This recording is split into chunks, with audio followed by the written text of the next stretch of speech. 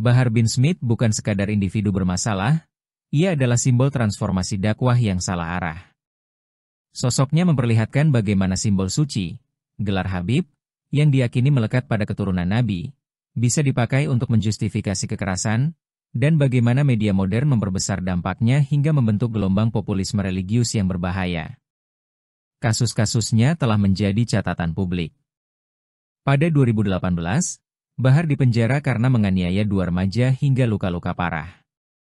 Ia sebelumnya juga dikenal lewat ceramah provokatif yang menghina Presiden Joko Widodo dengan bahasa kasar dan penuh pelecehan. Bahkan dalam momen-momen ceramahnya, ia sering mengajak jamaahnya untuk berani melawan dengan kekerasan, seakan kekerasan adalah bagian sah dari perjuangan Islam.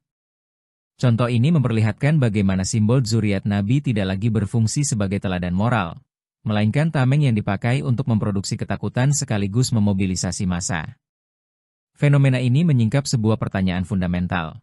Ketika klaim nasab keturunan Nabi dianggap cukup untuk mengangkat wibawa seseorang, apakah itu juga membuka celah untuk menjadikan yang haram seolah halal?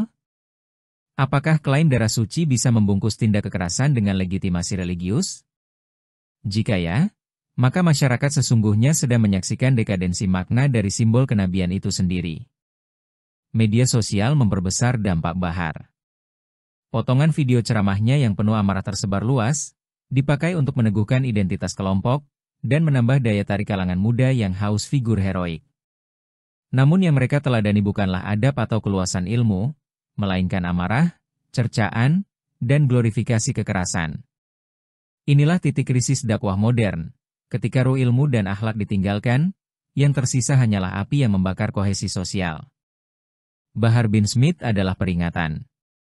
Ia mengingatkan kita bahwa ketika dakwah kehilangan dasar keilmuan, dan ketika simbol genealogi dipuja tanpa kritik, yang muncul bukanlah pencerahan, melainkan kegelapan. Dakwah berubah dari jalan rahmat menjadi instrumen sektarian. Otoritas religius yang seharusnya membimbing justru dipakai untuk menjustifikasi kekerasan. Kasus Bahar menyingkap paradoks besar dalam kultur keagamaan Nusantara. Simbol sakral masih dipercaya sebagai sumber legitimasi, tetapi ketika simbol itu jatuh ke tangan figur yang kehilangan adab, ia berubah menjadi senjata perpecahan. Bahar hanyalah satu orang, namun ia adalah cermin bagi masyarakat luas.